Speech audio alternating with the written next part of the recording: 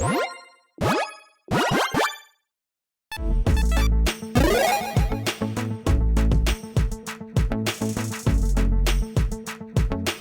everyone, Mitch coming in for the Command Sports Studio. Welcome to the show. Really quick, if you haven't seen my most recent episode on the Ultimate Deck Choose Your Fate with Garth One-Eye, make sure you check that episode out first because, yeah, this episode is actually an extension of that one. This is the Break the Bank version of that deck tech. And of course, on Break the Banks like this one, where we're going to take the budget from that episode and crank it all the way up to $100. So yeah, if you haven't seen that episode yet, make sure you check that one out first. Regardless, that episode as well as this one come to you courtesy of David, who's been supporting this channel as a Golden Pig tier patron. I truly couldn't do this without the support from amazing patrons like David, so again, David, thank you so much. And for that personalized deck tech, David chose a deck built around Garth One-Eye, focusing on opponent's choice. And really quick, Garth is a 5/5 human wizard that costs Wooburg, and it says, tap, choose a card name that hasn't been chosen from among Disenchant, Brain Geyser, Terror, Shivan, Dragon, Regrowth, and Black Lotus. Create a copy of the card with the chosen name. You may cast the copy. So Garth gives us a lot of choices, and the cards in the deck, including the upgrades, are going to give our opponents many choices as well. And really quick, if you are interested in this Break the Bank version of the deck or the original deck, make sure you check out those deck list links in the description below. And now with all that said, let's jump into the upgrades.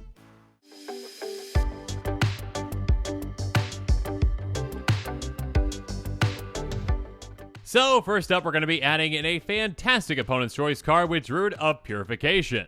It's a 2/3 human druid that says, when it enters the battlefield, starting with you, each player may choose an artifact or enchantment you don't control, destroy each permanent chosen this way. This can be a great way to take out a lot of our opponent's things at once and to kind of force our opponents to do our dirty work for us. If a player doesn't choose something, they might just miss out on something they actually want to get taken out, but if they do, well, our other opponents are probably going to choose something that they have, as retribution, so their choices can be both beneficial and detrimental to them, which is a great opponent's choice card. So yeah, this card is definitely worth the budget upgrade. I mean, and get rid of a lot of things, and also, well, lead to some very interesting choices that could potentially cause some turmoil amongst our opponents. Moving on though, how about Collective Voyage, which says, join forces, starting with you, each player may pay any amount of mana.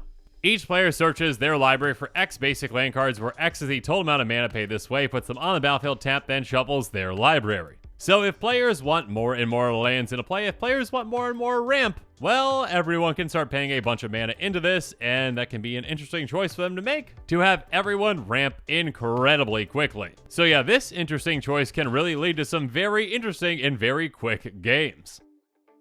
And speaking of choices and ramping, well, there's Tempo Discovery, which is a sorcery that costs 3 and a green, and it says Tempting Offer. Search your library for a land card and put it on the battlefield. Each opponent may search their library for a land card and put it on the battlefield. For each opponent who searches a library this way, search your library for a land card and put it on the battlefield. Then each player who searches a library this way shuffles it. Basically, you're going to go get a land, and then your opponents can choose to get lands too, and for each one that did, you get an extra land. So the choice that they make can ramp them, but it can also very much ramp us a ton.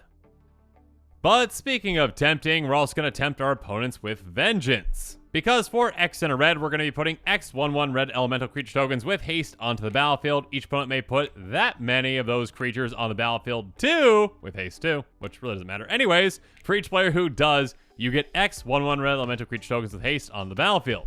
Basically, again, let's just say that we're making X equals 5, okay? So we're going to get 5 elementals. Our opponents can choose to each put 5 elementals in play, and if they do, well, we're going to get, what, in total, 20? If we've got 3 opponents, so yeah, this can be quite tempting, so our opponents can get a good amount of creatures too, but if they do so, we get even more creatures. Quite the tempting offer indeed.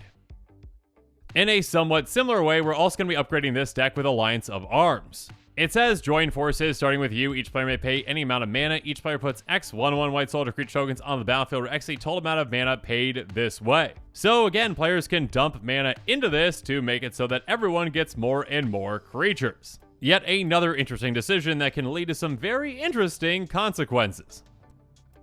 Next up, we've got yet another Join Forces card, though with Minds Aglow. It says, starting with you, each player may pay any amount of mana. Each player draws X cards, where X the total amount of mana paid this way. So again, if players have extra mana lying around, well, they can dump it into this as well, and not only do they draw more cards, but everyone draws more cards too. This can lead to everyone drawing an absurd amount of cards, and yeah, giving us even more cards to make our opponents make even more choices. Next up though, how about Pain's Reward? We bid any amount of life, and in turn order, each player may top the high bid. The bidding ends if the high bid stands. The high bidder loses life equal to the high bid and draws 4 cards. So this can be an interesting choice in and of itself. How much life are players willing to pay to draw some cards? The answer can actually surprise you, and it can be quite high. So yeah, this kind of opponent's choice competition can lead to some very interesting decisions and interesting consequences. Speaking of which, moving on, next up there's Plague of Vermin. Starting with you, each player may pay any amount of life. Repeat this process until no one pays life. Each player puts a 1/1 black rat creature token into play for each 1 life they paid this way. So players can end up paying a ton of life to make a massive army, but again at the cost of, well, their life total going down quite significantly. But on the other hand, if they don't pay life into this and, get, a good amount of creatures, they might get overrun by other players who made the decision to pay life for creatures. Definitely some interesting consequences for this one as well. And speaking of consequences, well, all those are going to be pretty negative for our opponents when we are casting Torment of Hailfire. It costs X black, and it says repeat the following process X times. Each opponent loses X life unless that player sacrifices a non-land permanent or discards a card. So this can lead to some very painful decisions for our opponents to make. Either they have to get rid of things or they have to get rid of their life total. And yeah, if we pump enough mana into this, this can be incredibly deadly. And finally, we're also going to be upgrading this deck with Archfiend of Depravity. It's a 5/4 flying demon that says, at the beginning of each opponent's end step, that player chooses up to 2 creatures they control, then sacrifices the rest. So they're going to end up having to get rid of quite a few things, only get to hold on to a couple of creatures each and every single one of their turns. That can be some gruesome and terrible decisions for them to make, and yeah, we don't have to make those same decisions ourselves, so sorry opponents, you're on your own. But now that we've talked about the cards that we're going to be adding into this deck, well, let's talk about the cards that we're going to be taking out for our upgrades.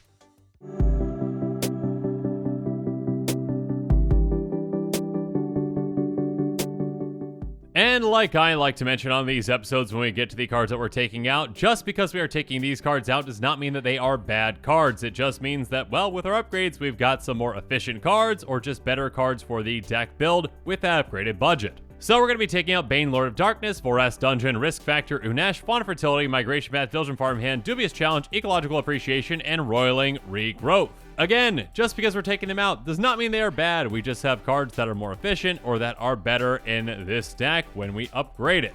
But now that we've talked about every single card we're adding in and every single card we're taking out, well, let's talk about the price.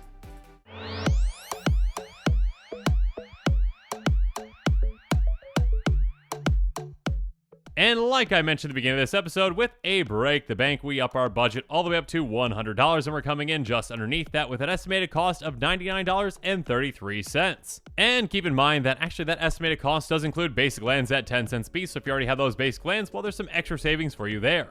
And speaking of potential extra savings, you might be able to save even more by buying this deck on TCG Player and utilizing heavily played and damaged cards, which of course need a home too. Though also keep in mind that this estimated cost does not include the cost of shipping, which might vary depending upon where you live. And with that, the show is coming to a close, so it's my turn to hear from you. So in the comments below, let me know what your thoughts on this episode are, and as always, thanks again and have a good one.